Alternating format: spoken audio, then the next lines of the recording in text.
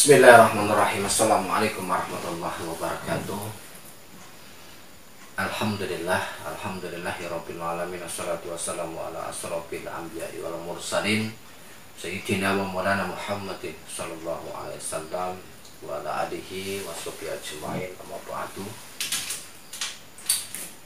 Puji syukur alhamdulillah, mari senantiasa kita panjatkan atas kehadiran Allah Subhanahu wa taala, yang mana alhamdulillah sampai saat ini kita semua masih diberikan limpahan nikmat, baik itu nikmat umur, nikmat kesehatan, iman, Islam, dan segala nikmat yang mungkin tidak bisa kita hitung satu persatu. Semoga dengan rasa syukur yang senantiasa kita panjatkan, Allah akan menambah nikmat di dalam diri dan kehidupan kita, dan semoga kita dimasukkan ke dalam golongan orang-orang yang bersyukur. Sholawat dan salam tak lupa kita haturkan dan kita sanjungkan kepada junjungan kita Nabi Agung Muhammad Sallallahu Alaihi Wasallam, yang senantiasa kita harapkan limpahan karamahnya, syafaatnya di dunia wal akhirah. Salam santun, salam hormat, salam silaturahim, wabil khusus yang saya tujukan kepada seluruh keluargaku, sedulur pada pekan Kalijogo dimanapun berada, baik yang ada di wilayah Indonesia ataupun di luar negeri, yang mohon maaf mungkin tidak bisa saya sebutkan satu persatu. Semoga kita semuanya senantiasa mendapatkan perlindungan dan keselamatan dari Allah Subhanahu wa taala. Dan di sini saya ucapkan salam sayang saya, salam cinta saya kepada seluruh pencinta channel pada pekan Kalijogo, yang mana alhamdulillah sampai saat ini mungkin masih setia mengikuti setiap kegiatan yang ada di pada pekan Kalijogo melalui channel ini.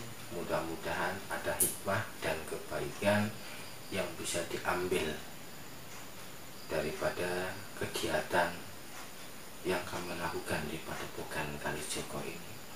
Intinya pesan saya, kalau ada sesuatu hal yang positif, yang baik, ambil. Kalaupun yang jelek, yang buruk, tolong dibuang jauh-jauh.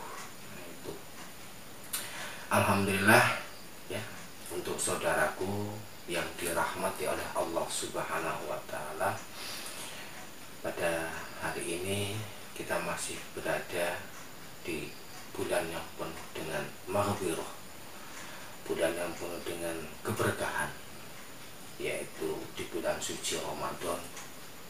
Mudah-mudahan kita semuanya diberikan kekuatan bisa menjalankan ibadah puasa ini dengan baik ya, semata-mata mengharapkan ridho dari Allah Subhanahu wa taala. Dan semoga sampai selepas nanti mungkin Ramadan ini kita bisa menambah iman kita, ketakwaan kita kepada Allah Subhanahu wa taala.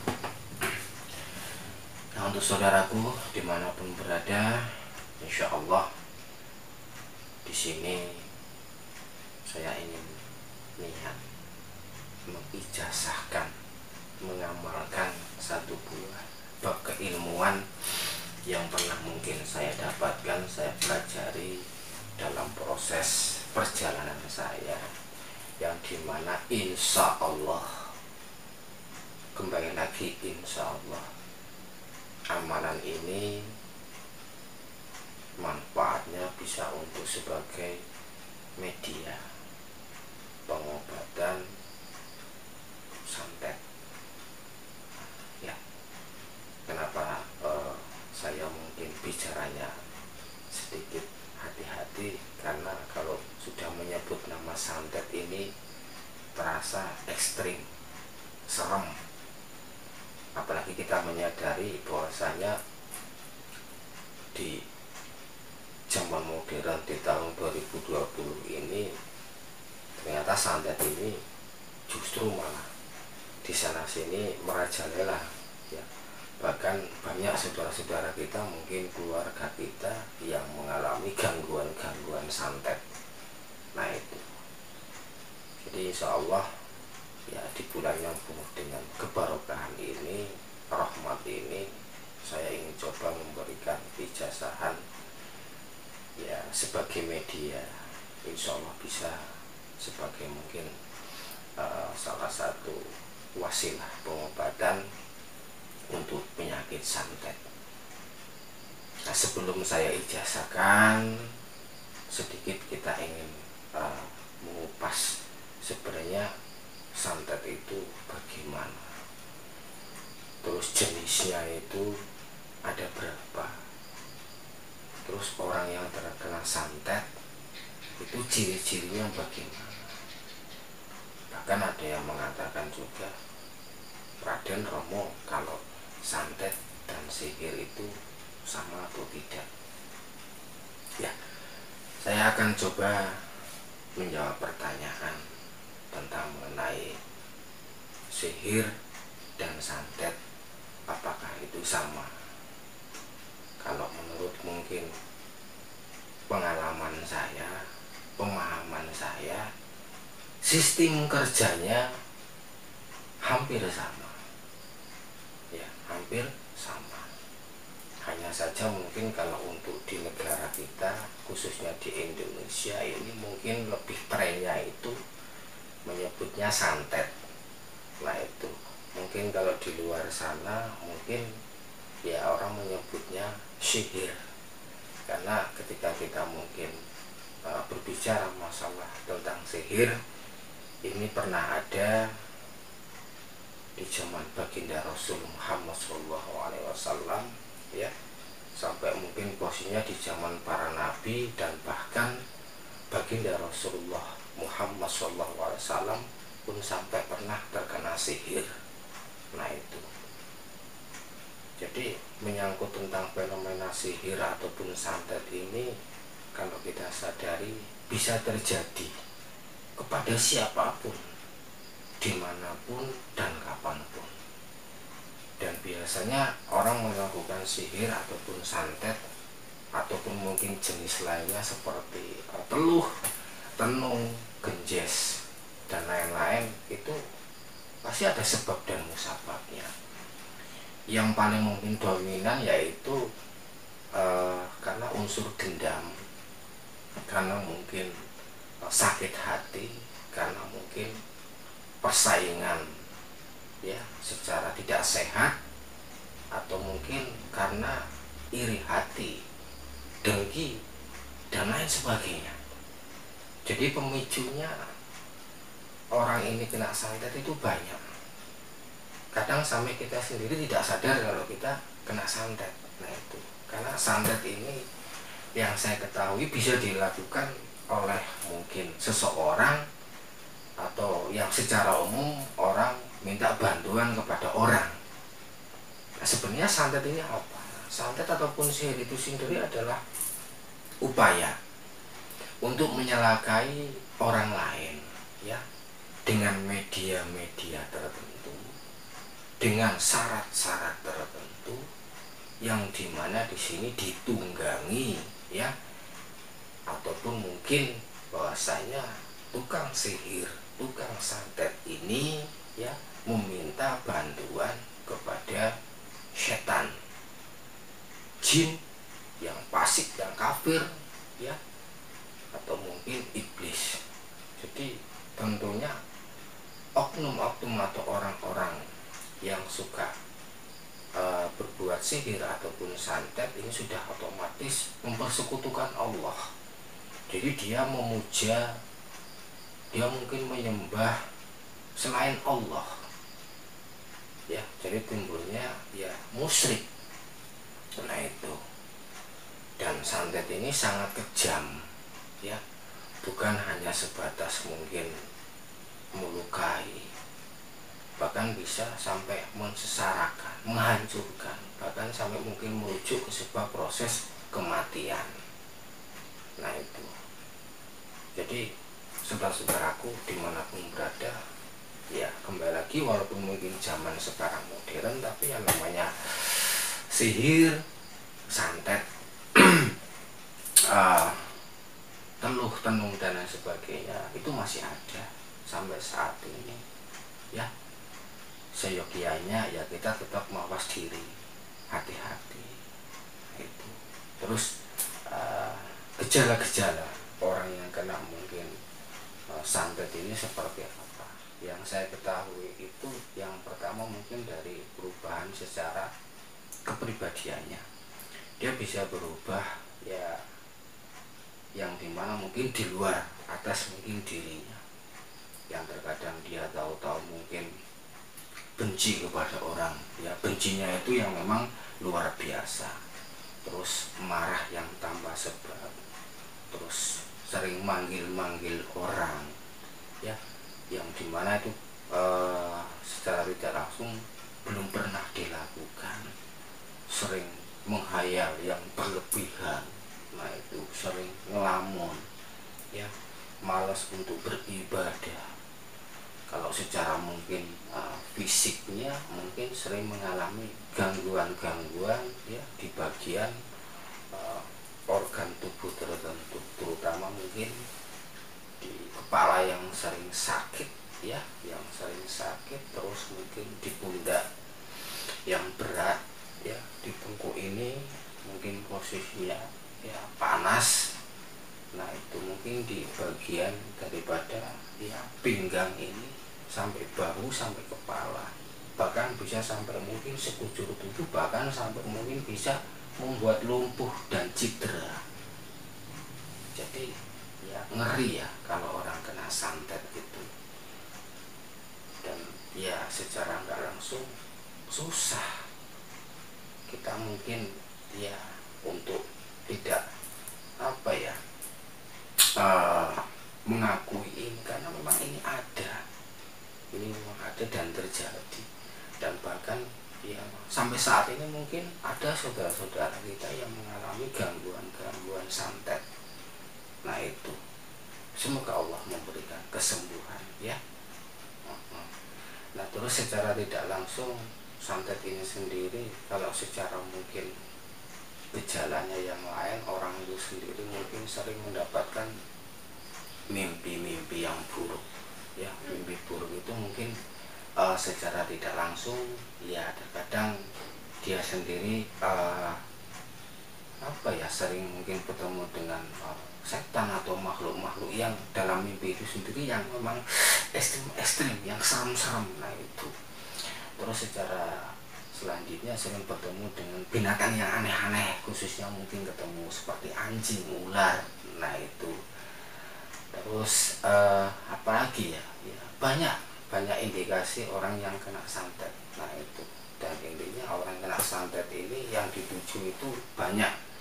Ada yang karena mungkin karena asmara, atau karena mungkin percintaan, bisa karena mungkin pekerjaan, persaingan bisnis ya, usaha, dendam, iri hati, sampai mungkin ada ya orang menyantet karena ingin menghancurkan rumah tangga orang lain ya, karena mungkin tidak suka dengan kebahagiaan orang lain, dan macam-macam ya, versinya macam-macam. Yang dimana santet ini ya, yang saya katakan tadi ya, biasanya para oknum atau dukun-dukun santet atau tukang sihir ini menggunakan media-media tertentu. Bisa saja media itu mungkin yang melalui daripada organ tubuh kita, mungkin melalui rambut, yang melalui kuku, melalui baju, mungkin melalui media foto, mungkin nama dan lain sebagainya. Itu bisa sebagai mungkin salah satu media kita mungkin terkena santet. Dan yang digunakannya itu alat-alatnya apa ya, macam-macam ya. Ada yang mungkin ya secara halus yang tidak bisa ditembus dengan dohir ya, ada juga yang mungkin yang bisa dilihat dengan zohir, dalam arti prosesnya mungkin menggunakan seperti wujud benda, ada silet, ada jarum, terus mungkin ada paku dan lain sebagainya. Kenapa ini bisa terjadi? Karena di sini ditumpangi oleh iblis, oleh setan, oleh jin-jin fasik dan lain sebagainya. Jadi kerja santet itu sesuatu hal yang sifatnya di sini mungkin Ya dari sumbernya ini materi, contoh mungkin ini posisinya jarum, ya si dukun ini melakukan jambi-jambi tertentu yang dimana dituju dia pokoknya memuja dan minta bantuan jin setan sehingga paku ini atau mungkin jarum ini bisa masuk ke target.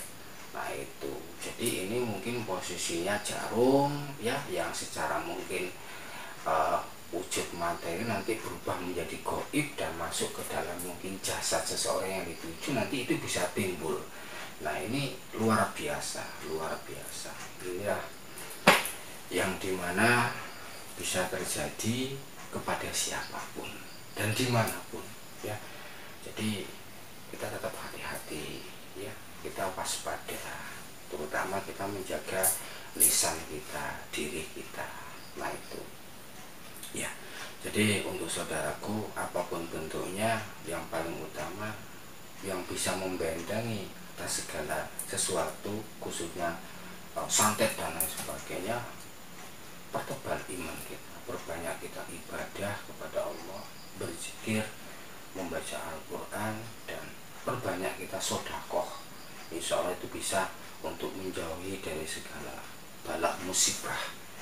Yang penting kembali lagi lakukan dengan ikhlas ya, karena keikhlasan itulah menjadi takaran utama yang akan dinilai oleh Allah Subhanahu wa Ta'ala. Nah itu ya. Jadi saudaraku ya, dengan mengucap Bismillahirrahmanirrahim, di sini saya ingin mengijazahkan ya satu buah amalan yang insya Allah mudah-mudahan ini sebagai wasilah untuk mengobati salah satunya yaitu penyakit santet, atau mungkin orang kena gendam ya, orang kena pelet dan lain sebagainya. Insya Allah ini bisa sebagai media ya, sebagai media. Tetapi kembali lagi utamanya tetap meminta kesembuhan dan ridho dari Allah Subhanahu wa Ta'ala ya. Jadi amalan ini saya dapatkan di saat saya belajar ya, saya melangkah di daerah Jawa Barat, tepatnya di daerah Cikopeng, dan Allah mempertemukan saya dengan yang namanya Mbah Idris. Alhamdulillah dari beliau saya mendapatkan sebuah amalan ijazahan. Nah itu, yang ini pun terkadang saya gunakan untuk membantu orang yang khususnya mungkin terkena guna-guna santet dan lain sebagainya. Nah itu ya, kalaupun sembuh ya alhamdulillah, kalaupun tidak ya sifat kita manusia hanya sebatas ikhtiar, memohon kepada Allah. Kalaupun belum berjodoh ya kita terus sabar dan ikhtiar. Nah itu, karena ya semua tidak ada yang instan, dan setiap penyakit itu biasanya ya ada obatnya, tetapi terkadang mungkin prosesnya, caranya macam-macam. Nah itu, langsung saja sebelum saya mengijazakan ini, yang paling utama yaitu kita bertawasul dulu kepada baginda Rasul Muhammad SAW dengan membaca suratul Fatihah satu kali. Yang kedua kepada para malaikat ya, khususnya malaikat Jibril, Mikail, Israfil, Ijrail, Fatihah satu kali. Yang ketiga kepada Syekh Abdul Qadir Jailani, Fatihah satu kali. Selanjutnya kepada Kanjeng Sunan Kalijogo Raden Syahid, Fatihah satu kali. Dan yang terakhir ya kepada Mbah Idris, Fatihah satu kali. Nah setelah itu kita membaca Bismillah, Bismillah, Bismillah, Bismillah, Bismillah, Bismillah, Bismillah 7 kali. Setelah kita membaca Bismillah 7 kali, terus kita membaca Ya Allah, Ya Muhammad, Ya Jibril, Ya Mikail, Ya Israfil, Ya Ijrail, Ya Syekh Abdul Qadir Jailani. Selanjutnya kita membaca Innalillahi wa inna ilaihi rajiun. Innalillahi wa inna ilaihi rajiun. Innalillahi wa inna ilaihi rajiun. Innalillahi wa inna ilaihi rajiun. Innalillahi wa inna ilaihi rajiun. Innalillahi wa inna ilaihi rajiun. Innalillahi wa inna ilaihi rajiun sebanyak 7 kali. Nah, setelah itu kita membaca Allahu Allah 1 kali, terus membaca doa ataupun mantra ya yang berbunyi asale saka lemah baliyo dadi lemah, asale saka geni baliyo dadi geni, asale saka banyu baliyo dadi banyu, asale saka angin baliyo dadi angin, sekabehe ala baliyo kang meng senggawe ala, sumubyar sirna kang lebur lebur lebur musna, tiba waras selamet sekabehe rasa maring badan ingsun. Nah, badan ingsun itu diperuntukkan untuk diri kita. Kalau kita mengalami gejala penyakit yang memang mungkin terindikasi penyakit ini ganjil, ya mungkin dibilang kena santet, guna-guna dan lain sebagainya. Nah, itu kalau untuk orang lain ya badan ingsun, ya badan siapa yang dituju, misalkan badan di Jabang Baye Paino itu, atau mungkin bulan bin bulan ya, kita diganti saja. Kalau insun itu kan saya, nah itu diganti kalimat insun kalau kita ditujukan untuk orang lain. Nah, selanjutnya ditutup dengan kalimat la ilaha illallah Muhammad Rasulullah. Nah, itu ya saudaraku, sudah dibaca semuanya, ditiupkan di telapak tangan 3 kali ya, ditempelkan di bagian tubuh mana yang sakit, sambil di dalam hati ya, di dalam batin kita zikir mohon kesembuhan kepada Allah. Insya Allah nanti beberapa saat kita akan merasakan hawa yang hangat dan lain sebagainya ya, seperti mungkin ada kayak setrum. Ini proses. Nah, itu lakukan itu. Kalaupun toh kita mungkin mau dilakukan sekali boleh, 2 kali boleh, 3 kali boleh. Nah, itu kalau kita mau menggunakan media air putih boleh. Setelah kita membaca atas ini semuanya ditiupkan ya, itu mungkin di gelas yang ada air putihnya, lalu diminumkan dan diusapkan di muka 3 kali. Nah, itu biar sadar, biar iling. Nah, itu. Terus kalau untuk mandi ya boleh ya, kalau untuk mandi boleh. Nah, itu cuman kalau untuk mandi khususnya sesuatu hal yang sifatnya menggunakan air ya, air banyak ya, itu ditambah ya dengan kalimat ayat kursi. Nah, setelah membaca kalimat la ilaha illallah Muhammad Rasulullah langsung disambung dengan Allahu la ilaha illahu wal hayyul qayyum sampai selesai ya, baru ditiup bisa untuk mandi. Dan kalau ada tempat usaha atau mungkin rumah kita mengalami indikasi gangguan yang aneh-aneh ya, mungkin kita merasa ini kok kayaknya ada yang ganjil, ini bisa dilakukan. Nah, itu terus kalau misalkan air tersebut dicampur dengan garam, dengan daun bidara atau daun kelor dan lain sebagainya, gimana Raden? Ya boleh-boleh saja. Kembali lagi ya, semuanya itu kan media. Yang paling utama adalah innamal a'malu binniyat ya, yang Allah nilai, yang Allah lihat di dalam diri kita, yang utama adalah niat kita. Nah, itu boleh-boleh saja ya, menggunakan telapak tangan kita bisa sentuh atas diri kita, atau kita sentuh orang yang mungkin sakit ya, 1 kali, 2 kali, 3 kali dengan proses ya. Nanti dikembangkan sendiri caranya seperti apa, dengan media air, diminumkan, diusapkan di wajah, di kepala sedikit boleh. Terus mungkin posisinya kalau untuk mandi atau mungkin untuk tempat-tempat tertentu secara tidak langsung itu silakan gunakan air mungkin 1 baskom atau 1 ember ya, ditambah dengan kalimat ayat kursi. Nah itu, ini diamalkan untuk saudaraku. Kalaupun toh mungkin yang belum terkena santet, yang mudah-mudahan kita semuanya dijauhkan dari penyakit ini dan diberi perlindungan. Dan kalau ada saudaraku yang mengalami gangguan ini yang mungkin sampai saat ini belum sembuh ya, monggo saya ridho, saya ikhlas, saya mengijazahkan ini. Mudah-mudahan saudaraku yang sakit, khususnya yang kena gangguan-gangguan santet, guna-guna dan sebagainya, semoga Allah cepat memberikan kesembuhan.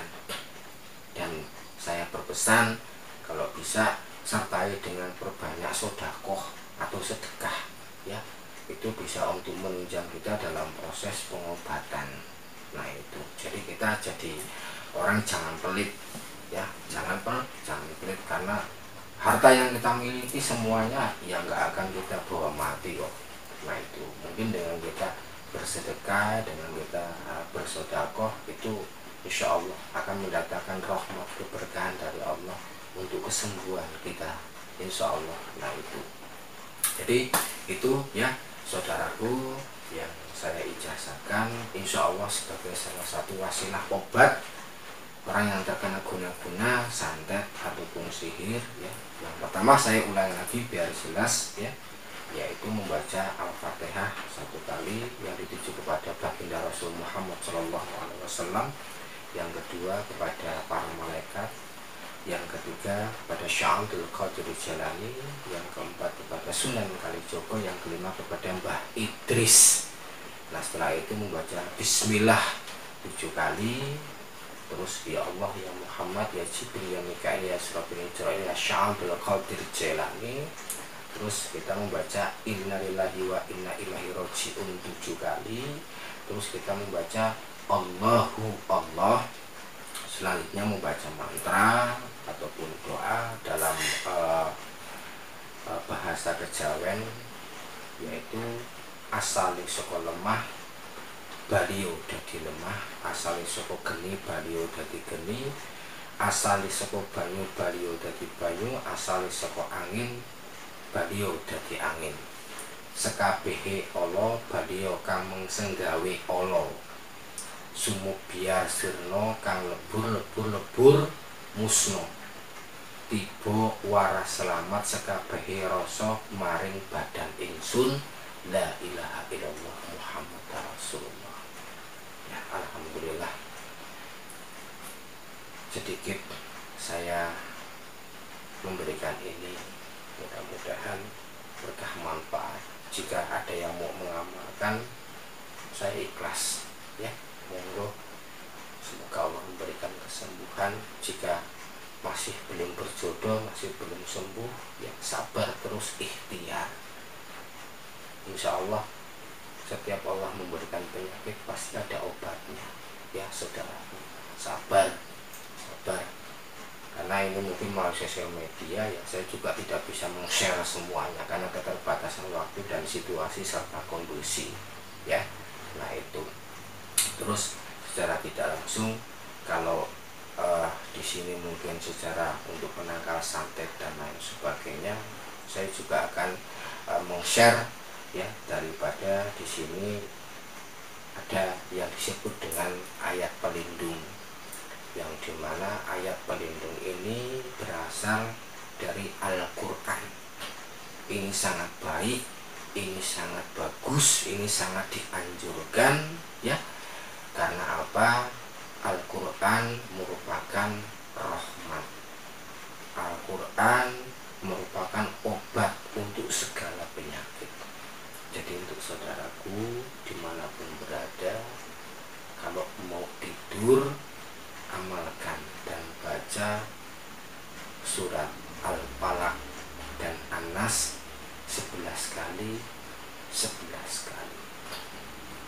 Ini insya Allah juga bisa menjadi pelindung dan penangkal daripada gangguan sihir, guna-guna dan lain sebagainya. Bisa diamalkan habis sholat ya. Al-Falaq 11 kali, An-Nas 11 kali. Mudah-mudahan mendapatkan mukjizat dan kebarokahan dari Al-Quran. Yang penting kembali lagi, niatkan semua semata-mata mengharapkan ridho dari Allah. Kenapa? Dalam proses ini semuanya yang perlu saya sampaikan bahwasanya yang pertama kita harus yakin atas diri kita. Kita harus yakin dulu. Kalau kita nggak yakin, kita timbulnya ragu, ya nggak jadi. Kita harus yakin dulu. Nah, itu yang kedua, kita pahami apa yang kita ucapkan, yang minimal kita tahu dari mana sumbernya, seperti itu. Terus selanjutnya yang paling inti adalah kita berpasrah diri kepada Allah Subhanahu wa Ta'ala, Zat yang Maha memberi kesembuhan ya, Zat yang Maha memberi obat dari segala penyakit, Zat yang Maha kuasa atas segala-galanya.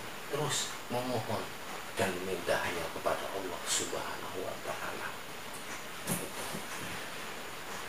Semoga saudaraku bisa menerima dan paham apa yang saya sampaikan, apa yang saya jelaskan dan saya berikan. Sekali lagi, kalau ini memang mungkin baik ya, monggo saya ikhlas diamalkan ya, kepada siapapun, dilakukan kepada siapapun. Yang penting kembali lagi niatkan utama memohon kepada Allah Subhanahu wa Ta'ala.